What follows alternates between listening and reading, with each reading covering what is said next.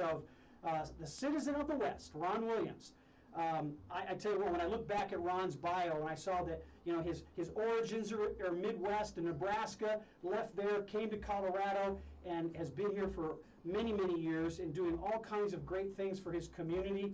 And we'll go through those details a little bit as well. But that's how we're going to start the show and moving forward. But every week, we start every week to culminate in the show with a quote. We call it a mindset moment from 360mindset.com. And this week, it's appropriately Will Rogers sitting on a horse. Seems appropriate. And the quote is, even if you're on the right track, you'll get run over if you just sit there. Now, it's easy with the pandemic. It's easy in the pandemic to kind of sit still and take it all in, and I'm hoping you're not sitting still and getting run over. That would not be good.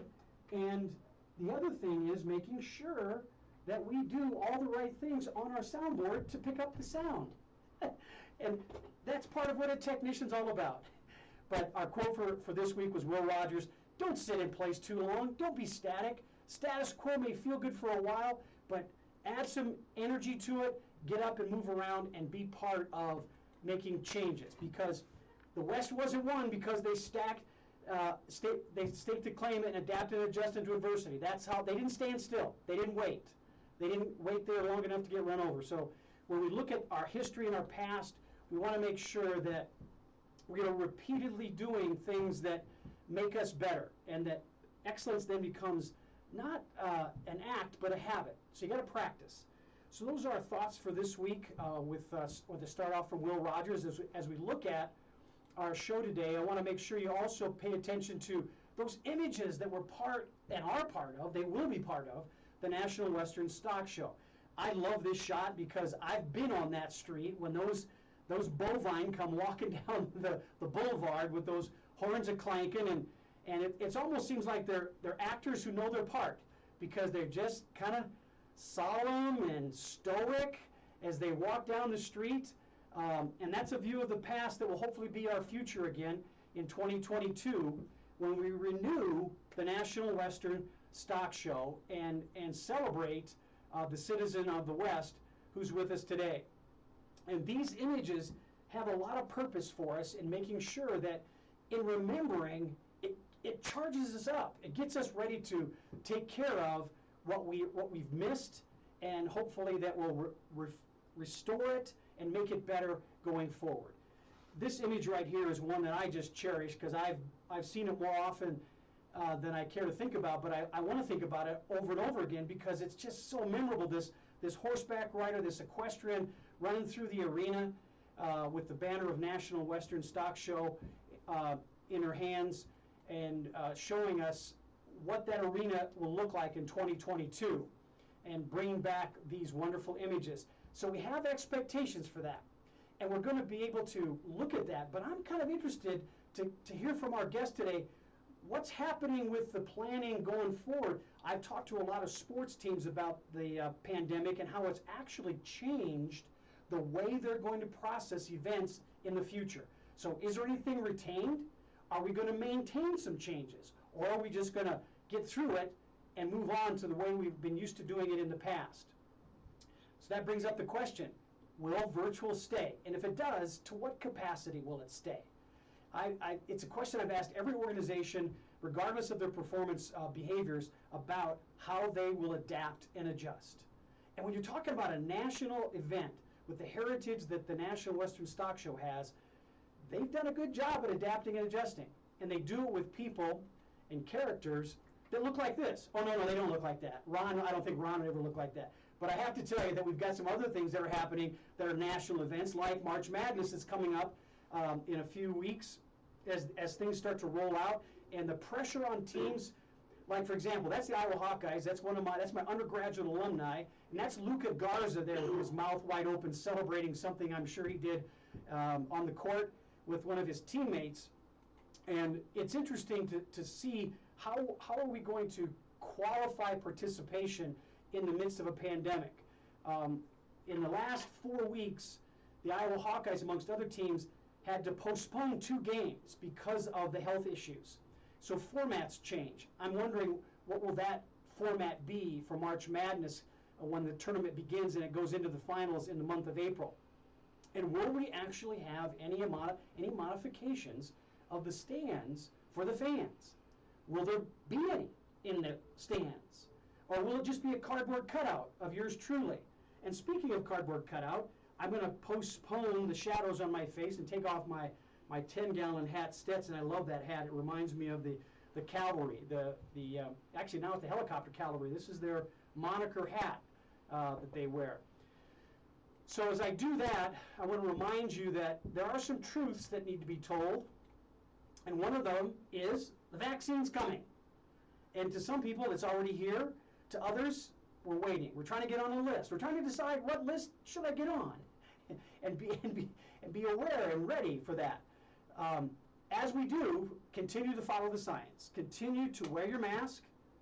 Get that mask on. It's interesting. I'm color coordinated today. It's a rare occasion. My mask is matching my hat. And as I walked in, I think I scared Henry this morning because he thought there was a burglary going on. So follow the science. Be aware of that so that your resiliency is like the Pillsbury Doughboy. You know, when you poke him, he springs back real quick, and he's got a giggle. So the truths that are being told, make sure they fit for you and that you ask questions about, where do I get the vaccine? How do I get the vaccine? What list do I get on? And so that you can be as resilient as the Pillsbury Doughboy. But that being said, I'm anxious to know, when is this mask situation going to go away? I know that there's a lot of people out there that are pushing the envelope, but be patient and be aware of what the science tells you. So every week, KUHS Denver and I join together on a Friday to bring you issues and questions and hopefully some answers about performance and about making it happen. And today we're going to talk about adapting and adjusting with our guests that I'm really anxious to talk to these guys. Paul Andrews, you're the CEO of the National Western Stock Show, and you've got, in virtual sense, side by side with Ron Williams, the citizen of the West. Ron, he and I talked before we started the show about just the heritage of his experience. It sounds like it wasn't a hard decision to nominate and then assign him that moniker of citizen of the West. So welcome, Paul Andrews. Glad to have you with me. Thank you, Lou. And Ron, when you were asked to become the citizen of the West, what about that really resonates with you? Why is that important, that award, but also that award for you? Well, I've been involved in the stock show since 1967. And the first years as a visitor, if you will, and then in later years being on the board and involved on the more broad base. And I guess if you took a look at anything you could be recognized for in the city of Denver, or perhaps the state of Colorado, it would be, most people would tell you it would be the citizen of the West, because of what that designation does. It's not so much what it does with me as it is just for what we get out of it in terms of fundraising for the scholarship funds and things like that. And so for me, the Citizen of the West was, something I'd always coveted, would love to have, never was able to expect that it was going to happen, and I'm still a little bit numb by it, but I think that it's for me, I couldn't have had a better honor. Whether I deserved it or not is not the question. It's I've got it, and I really do appreciate it. Well, I know based on the conversations we've had so far, Ron, that you're a rather humble man, and I'm gonna kind of pump you up a little bit and make sure people understand that your work outside of the National Western Stock Show is philanthropic. You're generous with your time and your insights. So it makes a lot of sense for them to honor you in this way. And that the giving of scholarships, the 100+ scholarships that this program in itself brings to the community is part of who you are. That's how you think. Being part of community educational programs, being part of health and wellness programs with the many positions that you've had. That's just amazing. So, Paul, give me your thoughts about this candidate you have here. You've known him for quite a while. He's been around. He's not an uncommon face to see walking around the feed yard, I would imagine. So what are your thoughts about this guy? Well, he's Ron Williams. From the time I met him just a little more than a decade ago, Ron was part of the interview team that interviewed me to potentially become president and CEO. So obviously his judgment there might be questioned. But besides that, he is he was a tremendous chairman of the board while we were experiencing some difficult times. Lowell, we didn't know exactly where we should redevelop the National Western Stock Show in the new complex, and Ron took a hold of that challenge, and with me right next to him being part of the team, he organized the lead for the National Western Center with Mayor Hancock, and that was something that Ron will forever be remembered for. And him and the mayor joined at the hip, and we moved forward and got this thing going on the ballot in 2015. And he's just a tremendous man, tremendous philanthropist, cares about people, cares about agriculture at the highest level. He's a rancher, he's a businessman, and the committee that does select this could not have made a better choice than Ron Williams, I assure you. Well, it can be echoed not just because of what we say, it's been documented. And when you explained to me the interactions that he had with Hancock and the city and with regard to the expansion and redevelopment of the facilities for the National Western Stock Show, I think he's a pretty good dancer. Because you got to have some pretty good dance shoes to play with those people and to actually get to the end of the dance and the music stops and you get what you want. That's pretty impressive to me, and if you stop right there, Ron, I'd give you an award. That's impressive stuff. But with that being said, Ron, let me just let everybody know that you're part of an interesting fraternity of folks. And when I first looked at the list, I went, oh, in 1993, Dick Cheney, VP Dick Cheney was on this list. Oh, and look, Ken Monfort. Oh, he's on that list too. And here's one of my favorites because I have a PhD from CSU, Fum McGraw and Brownie. I've met not Fum, but I've met some of the McGraw family. And then you go down into the Anschutz Rogers family. You're in a pretty good fraternity of people. Not to mention those beer drinkers over at Coors. I'd say you've got some really good talent that you're hanging with. So you might be pretty humble, but you're rubbing elbows with some people that kind of give you some honor by just being associated with them. So Ron, what does it mean to you now that we're in this pandemic and we've got to go virtual? What do you want to make sure that we're holding on to into 2022?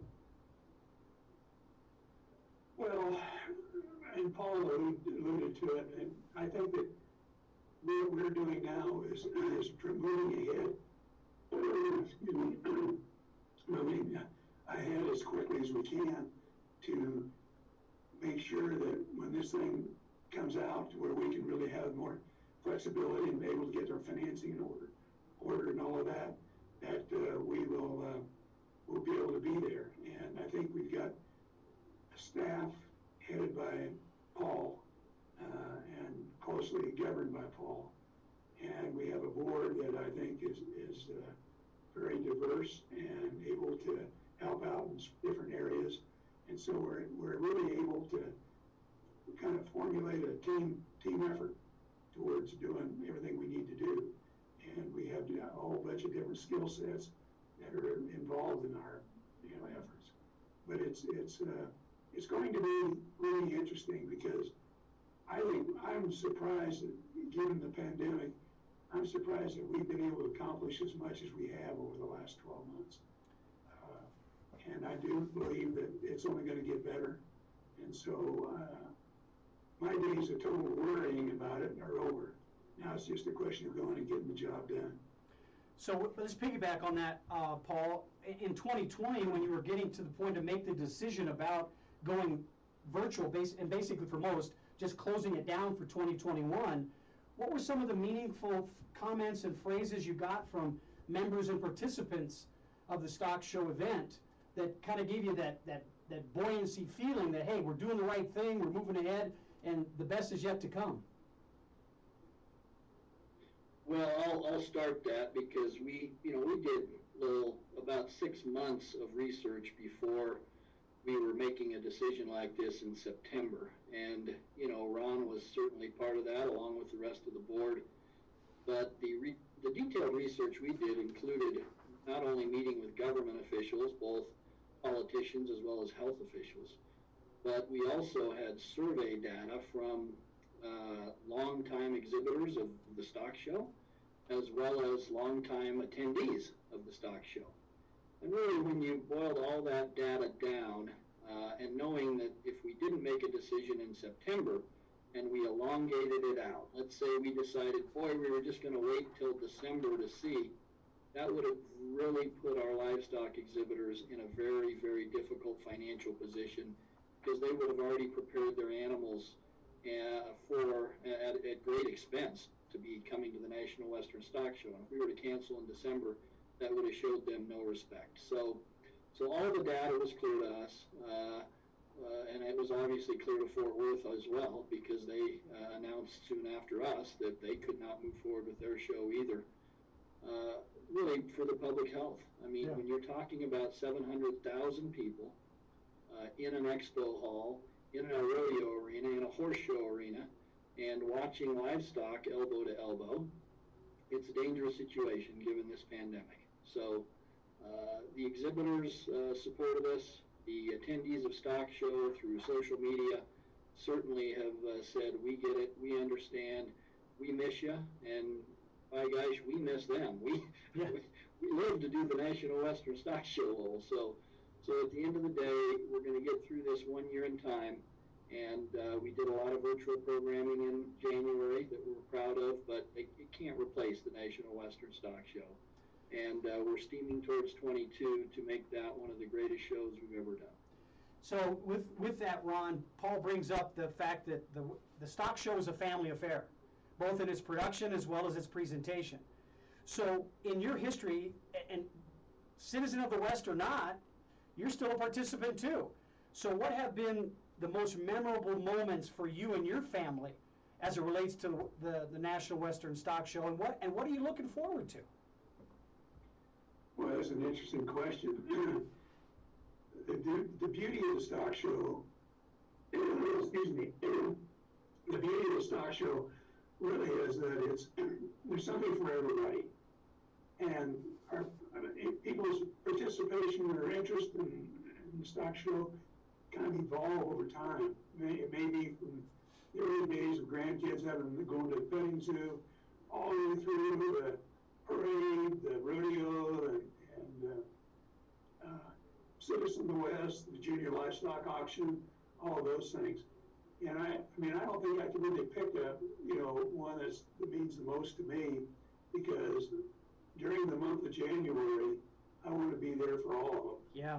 And I think that's, really, that's to the credit of Paul, the way he's developed it, his stock show over the years, and really has added to it because of his skill sets and doing that kind of thing.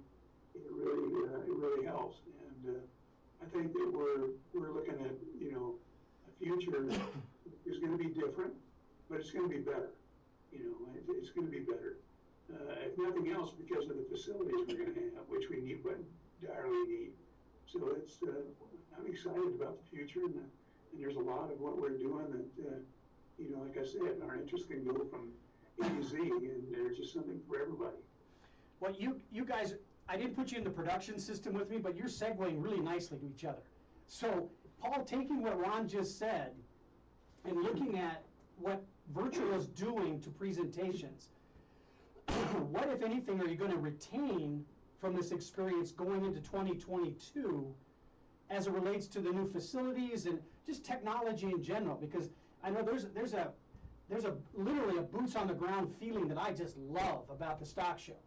But there's also that technology piece as well, because I walk all the events, I interview people when we have the session. So what about what we're doing now is going to go forward into 2022 and forward?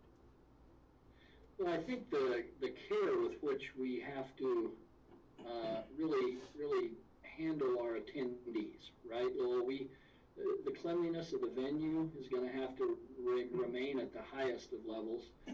Are we going to have to do temp checks at the door? I suppose that's yet to be seen, but right now we are. When we do a horse show, we're temp checking all the exhibitors as they come in, and that may survive the pandemic, right? Just to be extra careful, not knowing how many people will be vaccinated by that time.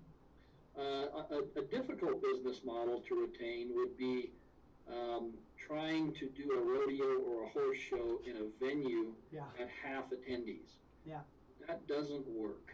It doesn't work for the sports teams in this market, and it does not work for the National Western Stock Show. So we need to try to find a business model where people are comfortable sitting next to other fans of rodeo, other fans of horse shows, and walking in an environment in the expo hall where you don't have to have 6 feet apart from each other. That's going to be difficult to even break even as a show if all of those things were in place. And again, that's another reason why the National Western Stock Show could not go forward this last January, because with those rules in place, your business model of paying the cowboys the large amount of money they need to make in order to come here and compete, paying the horse exhibitors, paying the livestock exhibitors for winning championships, and just keeping the, to just staff up 1,000 new people at even the minimum wage of which is going to be $16 an hour this next year. Yeah. There's tens of millions of dollars of expense to put on the National Western Stock Show. We're a 501c3. We're just trying to put on a great show people enjoy, support the 100+ students we're supporting in college by giving out the revenues that we give out to them, and then make it to the next year. We're not a giant business that's making $100 million and banking it. We don't bank anything. We're living year to year. Yeah. So at the end of the day, what's going forward, maybe temp checks. We'll see what the government rules are come January, and we'll obviously have to think through that with the mayor and the governor at the same time. So I can assure you the cleanliness of the venue will be clean. It will be, touch points will be cleaned constantly like they are today, and that will definitely move forward for the consumer. That brings up, once again, Paul's done a great job of segueing for me, Ron, about your role as the citizen of the West. There's lots of messages that Paul just mentioned there going forward throughout the rest of 2021 that ambassadors like yourself can share with not only the state of Colorado, but globally. I mean, you guys bring in some really interesting exhibits and some shows and some events. I'm always amazed at the splendor of the showcasing of bovine and mutton and horsemanship and all of those kind of things from all over the world. So Ron, what's your mission for the rest of 2021 going into 2022 as the citizen of the West, sending the messages that are necessary to share with what Paul just said and also other messages? What are some of the things you're going to be highlighting? Well, I think the first thing that we'd have to acknowledge that we would have a role in, and that's fundraising for the scholarship program that we have, which is the beneficiary of the Citizen of the West event. I think that it's not only my role, because as you just heard, Paul has got a great handle on everything that we need to do. And so what that leaves for us to do is to try to raise the money to be supportive of his vision. And that's something we're working very hard on, and I think we're going to be very successful. Obviously, the pandemic has hit us in the chops and it slowed us down, but we're still kind of ahead of where we thought we would be. And I think that not only should I, in my role as citizen of the West, do whatever I can do to support in a public venue what our mission is. It's just something that others on the board and in the community that want to be involved in the stock show can find a way to do that, whether it be in the fundraising side or in the supporting of, events and, the different programs that we have out there that we can use outside involvement. Well, let's make sure we piggyback on that and let everybody know that the Masters of Ceremonies for the Citizen of the West fundraising event, that's going to be Don Elliman. Now, I'm looking at this and I'm thinking to myself that happened on the week of the 9th through the 24th. Did that happen, Paul, or are we going to do it again for fundraising? Are you talking about the event itself, Lowell? Well, I'm looking at the fundraising event, that dinner, where we can buy a table for $4,500. Yeah, that's the actual Citizen of the West dinner. So Okay. we obviously did not move forward with that this year. Ron Williams would have been the honoree in 21, but we weren't able to move forward, so we announced Ron for 22. So no, we didn't have any fundraising for the Citizen of the West in 21. This will all be geared towards the dinner in 22, where Don Elliman will be the Master of Ceremonies, and Ron will be honored. All right, I want to make sure I'm unplugging the right thing with the right dollar amounts, because I want to grab them by the throat and say, come on, bring out the piggy bank. So it's, if you're on a table, it's $4,500. Talking right to the camera, $4,500 per table, and there's also a contribution you can make to the Wrangler donations reservations, which is not included in the table. So you could pony up $6,000 if you wanted to participate in both of those. See what I did there? 45 plus 15, that's 6. So I got the math going on here. I can do without using my fingers. So $4,500 for a table. I'm going to guess that's a table of 10, right, Paul? Yes. So that's $4,500 per table of 10. And all you have to do is go to the National Western Stock Show website. It's nationalwestern.com to get all the details about that. And this is what's really cool. I don't even know if Ron's thought about this. He gets to be Citizen of the West longer than anybody else has. That's a whole other record. A whole other record, Paul. I think he deserves a ribbon. Yeah, just celebrate Ron Williams 2 years. Yeah, exactly. Exactly. Does that mean I'll be term limited? I think that's possible. In today's world, I think that's very possible. But see how exciting this is, people? Come on. Look, you love your dogs, you love your cats, but how about the bunnies and the chickens and the mutton and all the, mutton busting? My grandkids are mutton busters and mini bull riders out in Seattle. They're just all over this stuff. And if you're not, go see it. Go pick it up on virtual scenes that the National Western Stock Show has provided you for 2021, and get excited about 2022. I feel good about what this is all about. This is a long infomercial, Ron and Paul, but I want to make sure I really punch it pretty hard because I really believe in it. And as I believe in it, tell me a little bit about, Paul, what if anything you're going to do different or more of as far as events. We're going to presume the positive. It's open, we're in it, we're doing it. Is there anything more that you're going to do to kind of really pump the celebration? Because God only knows, we need some fun. We need to get outside. We need to have some fun. Yeah, we're actually looking at everything. We've been blessed with, unfortunately, a bit of time here to think through strategically everything that we do. We're looking at the trade show floor. How can we improve the trade show floor experience for people, from both agricultural needs as far as them needing, equipment for their ranches, for their farms, as well as the fun that it is to go in there and shop, and acres of shopping. The food experience, how can we improve the food experience? We're looking at that. We think our caterer, KM Concessions, which is now Cater West, they do a tremendous job, but can we do better? Can we have even more fun and exciting type of meals ready for you there at the National Western? Our horse shows, how can we grow our horse shows to be even more exciting? I mean, freestyle reining is sold out every year forever. It's the first Sunday of stock show, and it's always a standing room only crowd.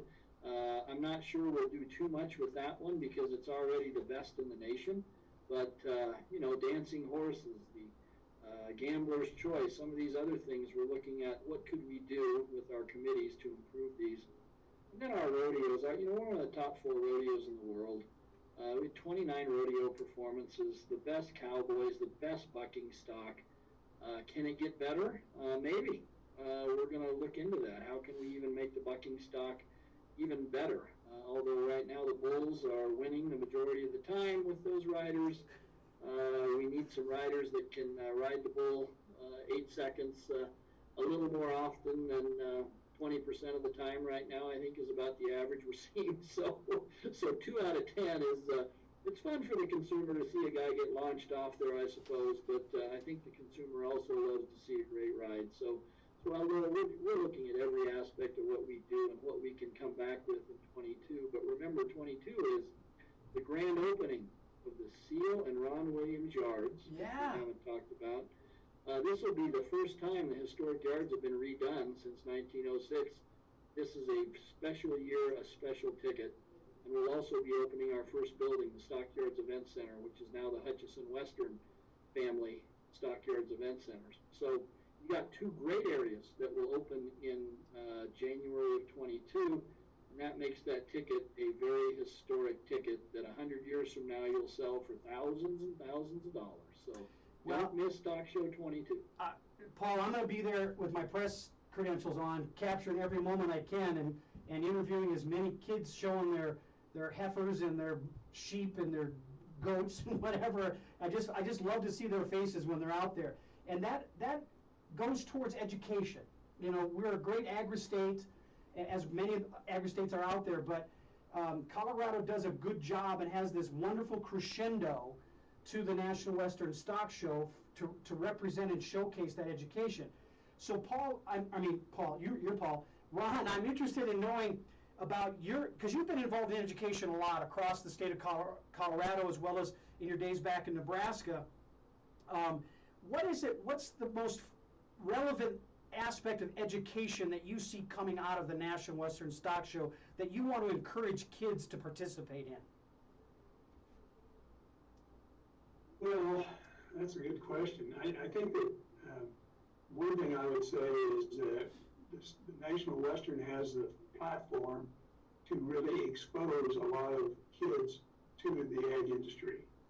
And I think that, you know, whether it's a program that we have right now for kids in the city of Denver, urban program, or urban support for urban kids, and things like that we can really provide the experience and the learning possibilities for kids that they can't get anyplace else.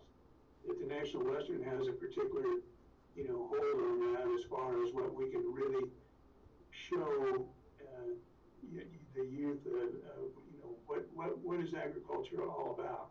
You know, how does it work that you know, go from you know, the cow or the steer that's on grass out in the pasture someplace that ends up in a Safeway meat counter. And I think that's one thing we can do nobody else can. And, you know, our growth of the industry, which is a separate topic, but our growth of the industry in Colorado and surrounding states is such that, you know, where there's going to be a need for institutions like the Stock Show that can come in and really, you know, help create a vehicle for exposing the youth to the agricultural industry. You know, I'm glad you set that up really nicely, Ron and Paul. So I'm going to ask you this question about economic impact. The show itself has its own economic footprint. You know, there's the cost side, and then what you generate for the communities and the scholarshiping and helping out all of those wonderful kids. But there's also the economic impact that you have in bringing stock and livestock to the show for sale and for them to be showcased in a way that I mean, it happens all over the country at different times of the year, but you guys really bring a really strong, powerful message to ranchers and farmers in the state about how they can economically send a message and get seen and participate in that. Has technology influenced that economic message about farming and ranching differently? And how are we going to continue to grow that message by using technology? For example, I'm wondering if the National Western Stock Show, when it's live in 2022, should be streamed to some locations around the globe. Yeah, so our livestock show is streamed. Our people can buy through the auctions and watch it online. We have an online company that does that, so we've been doing that now for, I think, 3 or 4 years, maybe 5. And our rodeo now is on the Cowboy Channel. Yeah. We have, they're not covering every one of our 29 performances, but they are covering, last year they did 2 in 2020, and we're hopeful in 22 they'll expand that footprint. But that's kind of new, content-driven media that people can see.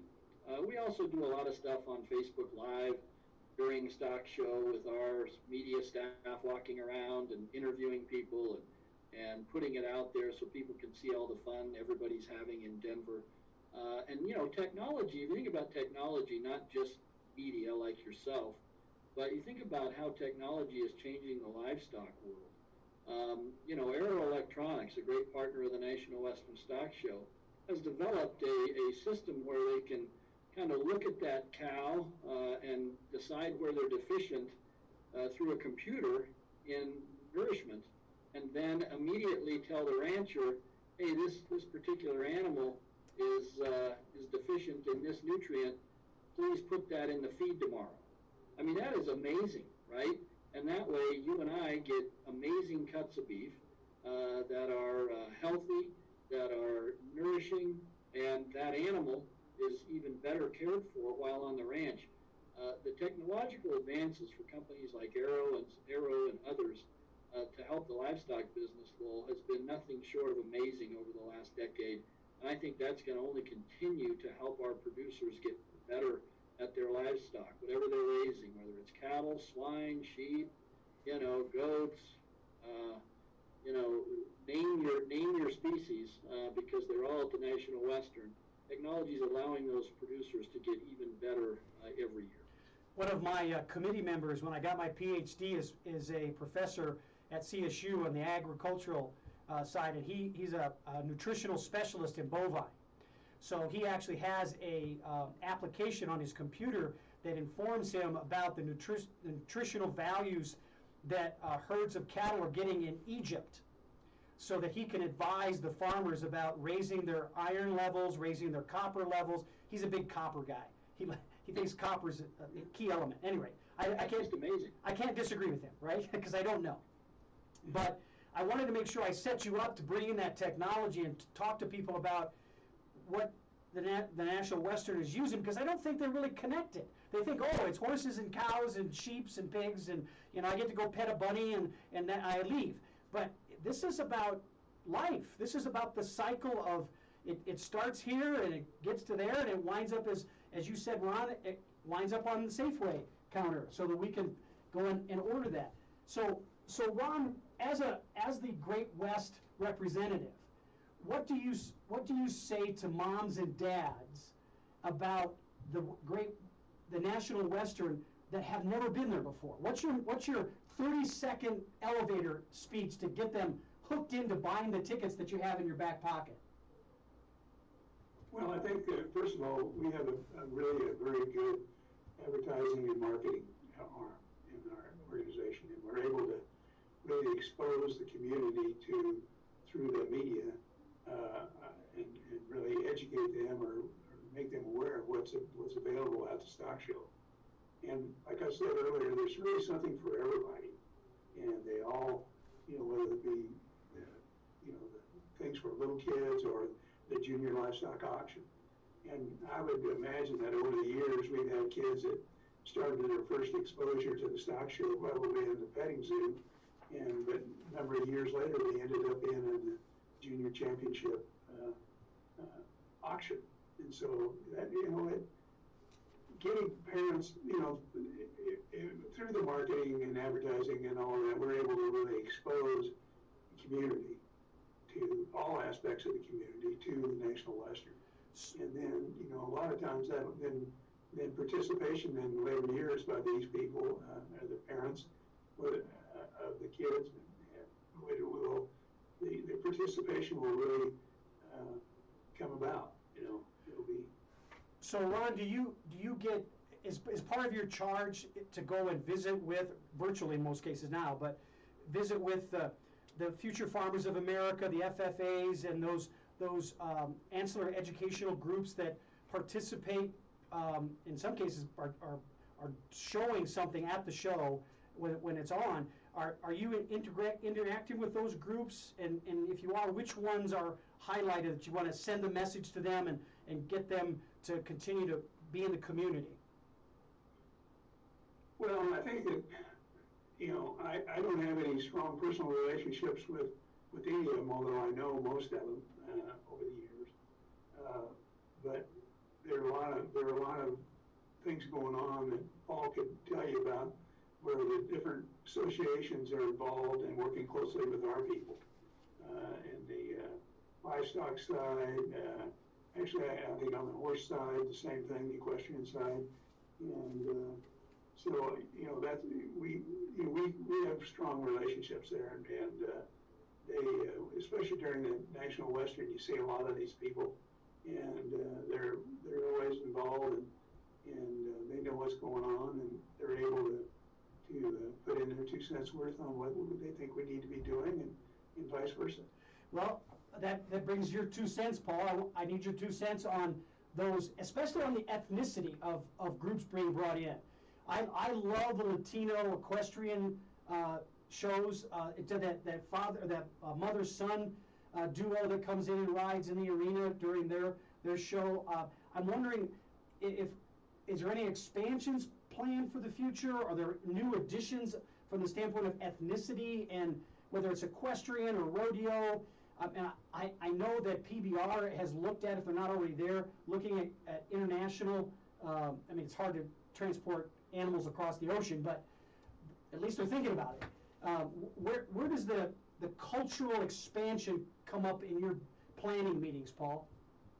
Yeah, so you got to think about what the National Western is. It's the Super Bowl of livestock shows. Yep. So we had 42 states represented last year in the 2020 year at the National Western Stock Show. We had 35 countries represented at the National Western Stock Show. We have an international livestock forum that just ended a few days ago. We did it virtually this year. We had, I think, about 15 countries that logged in to watch our International Livestock Forum, which is an educational program that tells them how to get better at cattle production and so forth in their home nations. And so, and you also think about the embracing diversity. The National Western Stock Show has been the leader in for decades and decades. We were the first to have a Mexican rodeo extravaganza and a Hispanic Heritage Day. And that's the first Sunday of the National Western Stock Show.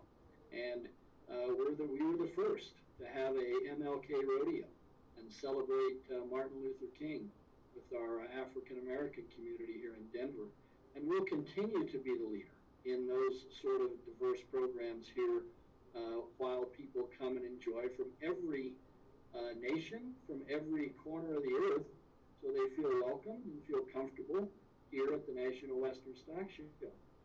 So we look at programs like that. We're very proud of what we've currently done, and we look at expanding those, and potentially with the new facilities, Lowell, as we have a little bit more room to move and new facilities that are bigger and better and brighter and even more ADA accessible, then we'll be able to even expand those current programs into different areas as we move forward, so that you're seeing multiple days of the Hispanic heritage, and you're seeing multiple days of the MLK celebration versus today we're doing really one day of both of those.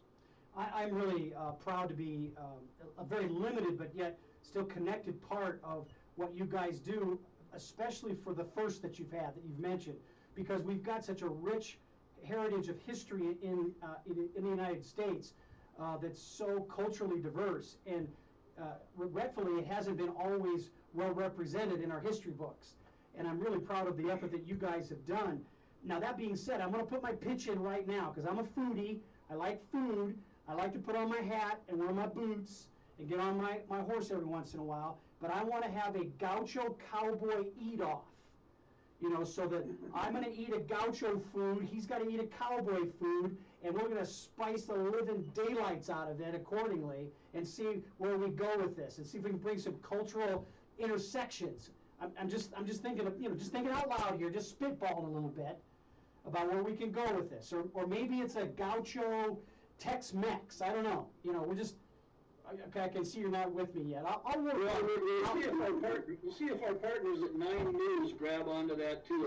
We're going to have some media support to get that going. But who knows? We love hearing new ideas. That's why we're getting them on email. It's not an Oscar Mayer hot dog eat-off, but it could be close. It could be gyros versus, I don't know, hamburger. I don't know. It could be, who knows where it could go. Guys, I'm going to do a little bit of an infomercial as we come close to finishing our show for today, but I want to make sure everybody remembers that if you have any comments about our guest today, the questions that we've asked and the answers they've given us, please check us out at 360mindset.com. That's my website. We'll answer your questions about our show here with 360 Performance, or KUHSdenver.com. Take a look at the site and enter your comments, and we'll give you an answer. I don't know if it'll be the right answer, but we'll give you an answer. No, we'll give you a good answer. I don't mean to imply anything less than that. I'm very proud to have both Ron Williams and Paul Andrews with me today. Ron Williams is the recipient of the Citizen of the West and we discovered 2021 and into 2022, longest ever Citizen of the West. I may make up a ribbon myself and send it to Ron. And with Paul Andrews, the CEO of the National Western Stock Show. I am really excited about seeing the new facilities, and I want to remind everybody that that's going to be the grand opening, as Ron and Paul both said earlier. That's going to be a ticket to put in your scrapbook when you participate next year. That's an optimistic when you participate and show up, and the pandemic will be gone. But it's also one where you can raise funds for the 100+ scholarships that are awarded because of the Great West, or the Citizen of the West program for scholarships. There have been some just amazing recipients of this honor, and I'm so proud to be part of having one of them with me today. So Ron, when you look back at just the history of your participation, not just in the National Western, but just in agricultural in general, what are some of the things that are most memorable to you about where agricultural education has come to? Well, I grew up in a very rural part of Nebraska, dryland farming and all of that, and all the farmers had a few cows, and that they'd feed and send off to slaughter every year. And that was the extent of what my understanding of the business. And what I found is after I did come to Denver, and then I really started to connect the dots as to what agriculture is in the small town, how it magnifies all the way through to the packing plants in the big cities. And I think that,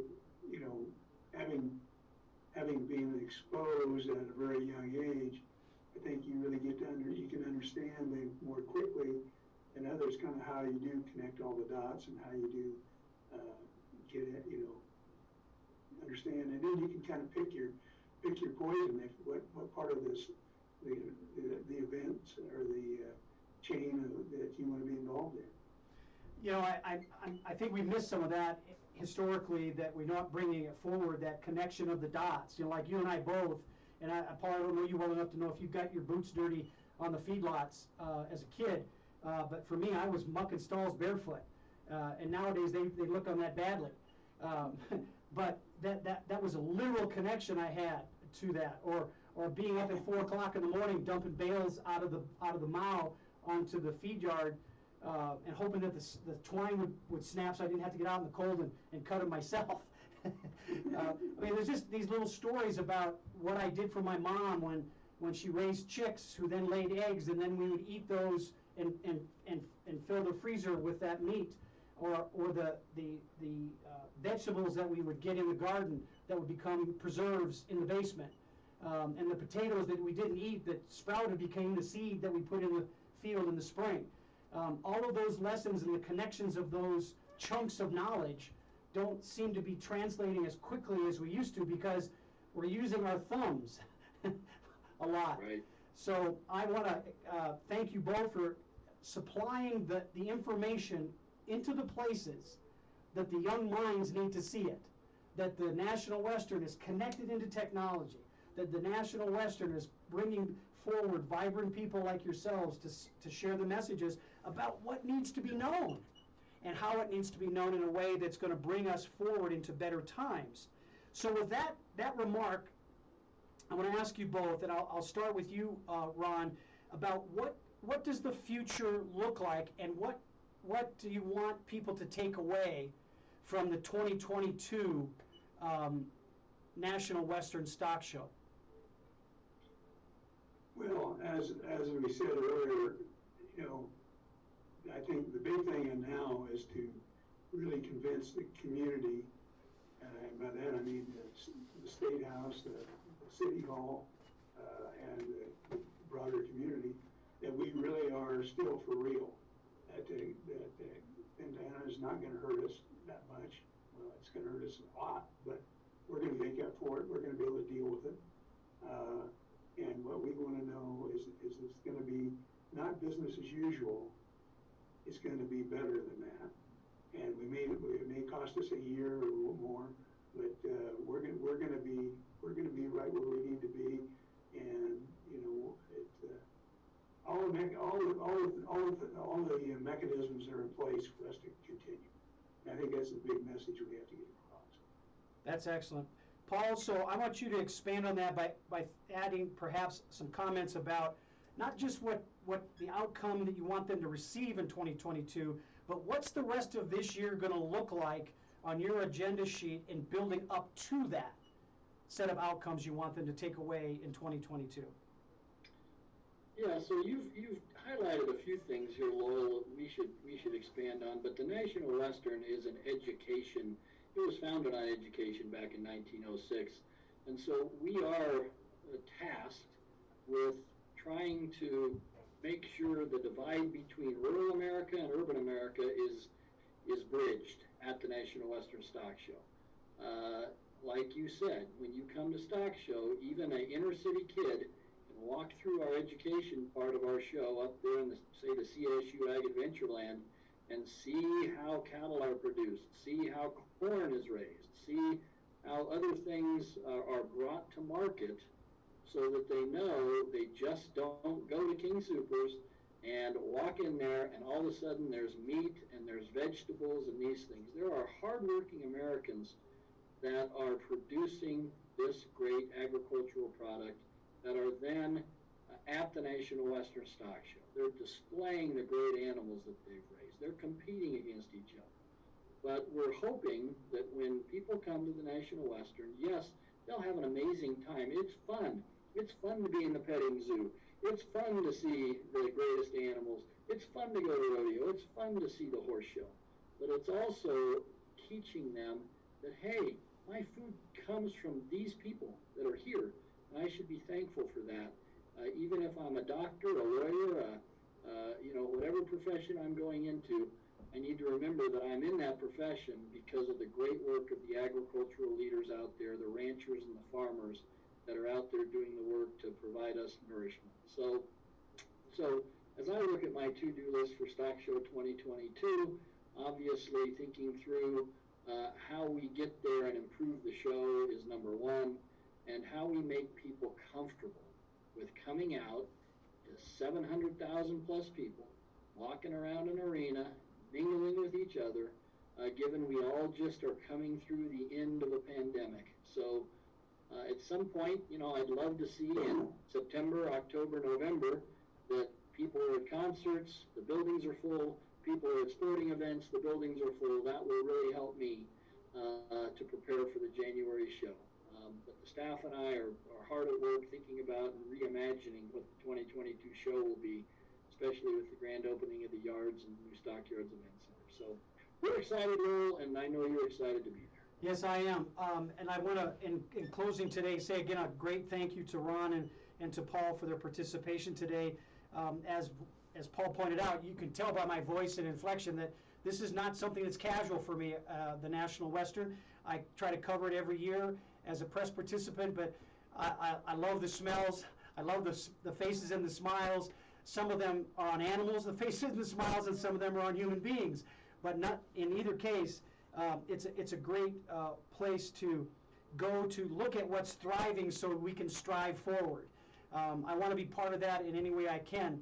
And as I say that, I want to remind everybody that every Friday when we broadcast our show, 360 Performance, we're trying to give you insights on performance, as Paul and Ron did about their own individual performances in support of the National Western Stock Show, but also about this connection to community and the connection to those individuals in our community that we can perhaps align with more strongly and more effectively in bringing multiple agendas forward, not just our own. As the quote from Will Rogers said, "Don't stand still too long because you might get run over. Keep moving, keep striving for what you want, and believing in your purpose." Now, that being said, next week's show is going to have another purpose involved with it. We're going to have Carrie Potts, a vice president of current events with the IWPR. This is an international women's group that advocates for women's rights and social justice. They have their own agenda of performance issues and methods on how to attack that. And, there's a lot of camps of thought on that, but we're going to try to make sense of it, move it forward, maybe change some paradigms. But with that being said, today is the now, and again, my appreciations to Ron Williams and Paul Andrews for their support. And please, Paul, send my thanks to Karen and Morgan for their support from your marketing department. You've got some great people there.